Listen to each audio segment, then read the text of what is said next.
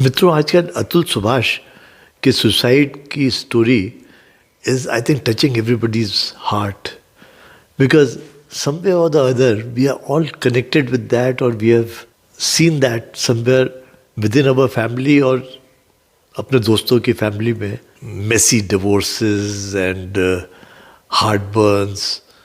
All these things are becoming part of our life. पर किसी को ताज्जुब नहीं होना चाहिए जब हम अमेरिकन वे और western way of life adopt कर रहे हैं इन एवरी एस्पेक्ट, देन ये तो होना ही है. एंड ये तो टिप ऑफ द आइसबर्ग है.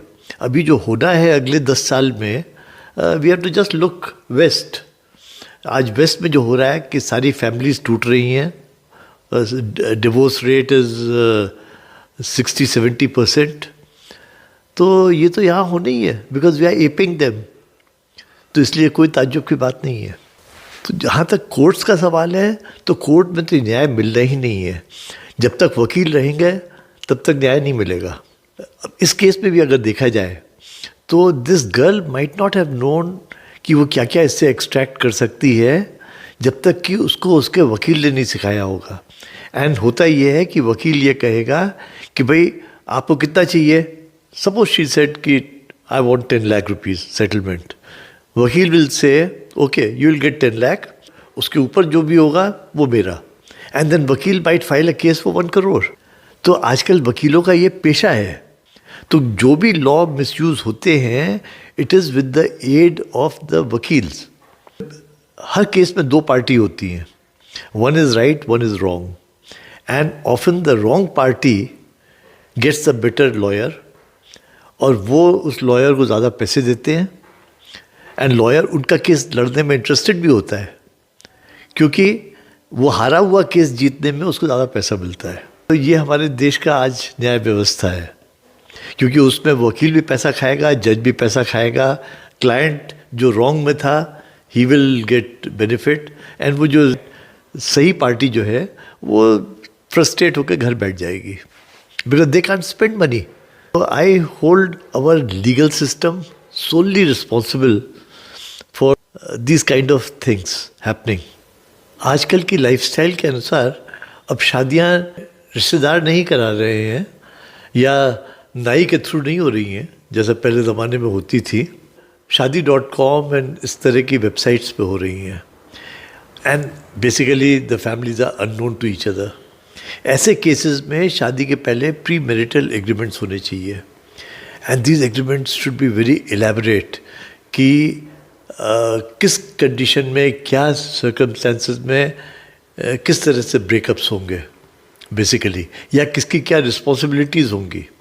पेरेंट्स के लिए कैसे रखा जाएगा, पेरेंट्स को कौन रखेगा, एट्सेट्रा एट्सेट्रा, है ना, एलैबोरेट. अगर शादी के बाद ये मालूम पड़ा कि लड़की का या लड़के का कोई पुराना लफड़ा था, सम इन्वॉल्वमेंट और relationship with some other person, तो उस केस में क्या होगा. These days most of the boys और girls are coming with baggage of relationships because they are marrying late. And इस केस में भी, ये अतुल सुभाष केस में भी हो सकता है उस लड़की का किसी से रिलेशनशिप हो, इसलिए वो जाके वहाँ अपने पेरेंट्स के साथ रह रही थी. And she might be wanting to start a new life with her ex. तो ऐसे केसेस में बहुत एलैबोरेट एग्रीमेंट्स होने चाहिए. Then only there can be amicable dissolution of marriage. जहाँ तक इक्वालिटी का सवाल है, man and woman can never be equal. If they are equal they will always fight. They are compatible. कई चीज़ों में women are far superior to men, and कई areas में men are far superior to women. Both have their own domain and they are compatible. गाड़ी के 2 पहिए हैं, पर दोनों बराबर नहीं हो सकते कभी भी.